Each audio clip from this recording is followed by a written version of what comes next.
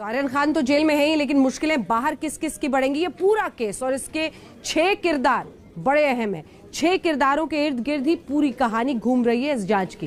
कौन है वो, क्या है उनकी भूमिका और क्या है उन पर सवाल, इस रिपोर्ट में देखिए।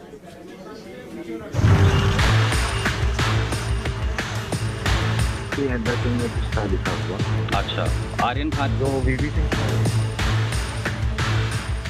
2 अक्टूबर 2021 यही वो तारीख थी जिस दिन क्रूज पर एनसीबी रेड में शाहरुख खान के बेटे आर्यन खान को पकड़ा गया। रेड की अगुवाई एनसीबी के जोनल डायरेक्टर समीर वानखेड़े ने की थी। रेड के वक्त या फिर रेड के बाद जो तस्वीरें सामने आई, उसमें नजर आए चेहरों ने पूरे मामले को उलझा दिया। आर्यन केस की कहानी समझने के लिए जरूरी है कुछ किरदारों और उन किरदारों के रोल को समझना, तभी पूरी कहानी आपको समझ में आएगी।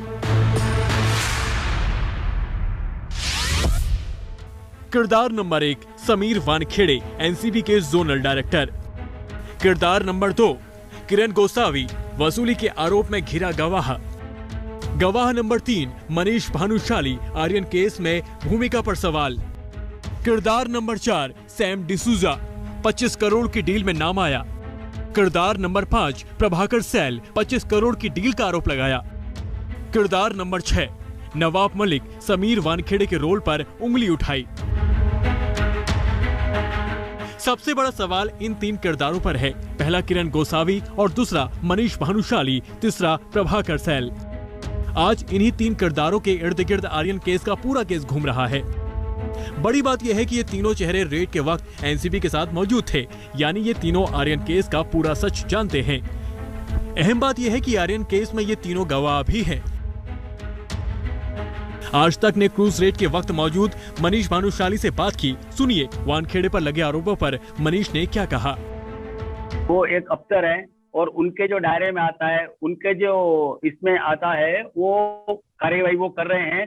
मैं तो एक सामान्य नागरिक हूँ, मैं इसमें मेरा खुद भी प्रतिक्रिया नहीं दे सकता हूँ, लेकिन इतना जरूर है कि एक ईमानदार और बाहुस अफसर हैं और उसे हमें अभी पूरे इंडिया को उनको सपोर्ट करना चाहिए कि ये ड्रग के नशा मुक्त महाराष्ट्र के मुहिम में लगे हुए हैं, हमें इनको सपोर्ट करना चाहिए। षड्यंत्र का हिस्सा होने से मनीष ने इनकार किया। अब बात इन चेहरों की। ये चेहरा है प्रभाकर सैल का, वही प्रभाकर सैल जिसका दावा है कि किरण गोसावी का निजी बॉडीगार्ड है और रेड के वक्त वो भी मौजूद थे। सैल का आरोप है कि आर्यन केस में शाहरुख खान से वसूली की कोशिश हुई थी। इशारा समीर वानखेड़े और किरण गोसावी की तरफ है। मेरा इस डील से कुछ लेना देना नहीं था। जहाँ पर भी मैंने आज तक मेरा काम किया है, मैं सिर्फ सैलरी से मेरा लुकआउट है। आप क्या कर रहे हैं क्या नहीं, उससे मुझे मतलब नहीं है। मैं सिर्फ ये आपको बात बताना चाहता हूँ, जो सच है वो मैं सामने लाने की कोशिश कर रहा हूँ। और मैं जो भी अभी तक मैंने जितने भी स्टेटमेंट दिए, टाइम टू टाइम दिए, सब वो जो भी है, और आगे पुलिस जो इंक्वायरी करेंगी उसमें सब आपको पता चलेगा। प्रभाकर सैल के दावों ने पूरे केस को 360 डिग्री घुमा दिया, क्योंकि वो आर्यन केस में स्वतंत्र गवाह भी है। यहाँ आपको ये याद दिला दे कि प्रभाकर सैल के खुलासे के बाद एनसीबी ने गवाह के होस्ट लायक होने की बात कही है। सच जानने के लिए आज तक ने किरण गोसावी से बात की। सुनिए बातचीत के दौरान किरण गोसावी ने क्या कहा। आप प्रभाकर को जानते हैं? जी, मेरे पास काम करता था वो बंदा पहले। उन्हीं प्रभाकर ने हलफनामा देकर कहा है कि इसमें दरअसल पैसों की बातचीत हो रही थी, छोड़ने के लिए कई लाख रुपयों की बात भी थी और आपने पैसे भी लिए हैं। नहीं सर, ऐसी कोई बात नहीं है। तो प्रभाकर ये इल्जाम आप पर क्यों लगा रहे हैं? सर मुझे पता नहीं है, क्योंकि लगभग 10 या 11 तारीख से वो मेरे कांटेक्ट में नहीं है। ठीक है, और उसने मेरे से मतलब इनडायरेक्टली बोला था कि मुझे पैसा दो, नहीं तो मैं फिर पंचनामे पे जो साइन किया है उसके बारे में मैं कुछ बोल दूंगा। मैं बोला जो बोलना है वो बोलो। 3 किरदारों से बात आपने सुन ली, लेकिन इस पूरे केस में एक और किरदार भी है जो मनीष भानुशाली और किरण गोसावी से जुड़ा हुआ है। नाम है सैम डिसूजा।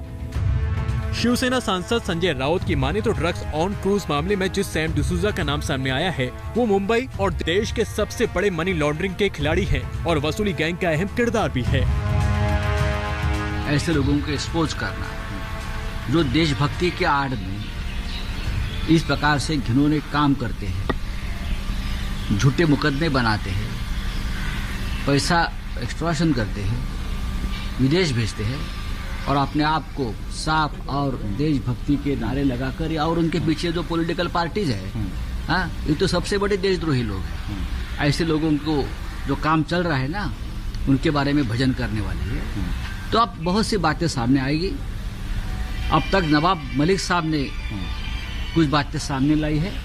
अब आगे का इंटरवल के बाद मैं आपको स्टोरी बताऊंगा। और उन्होंने जो आर्यन खान और 19 लोगों पर जो कार्रवाई की है, वो कार्रवाई कानून के मुताबिक सही कार्रवाई है। समीर वानखेड़े ने रेड वहां मारकर जिनके पास ड्रग में मिला है, ऐसे लोगों पर उन्होंने कार्रवाई की है। 19 लोगों को अरेस्ट किया है।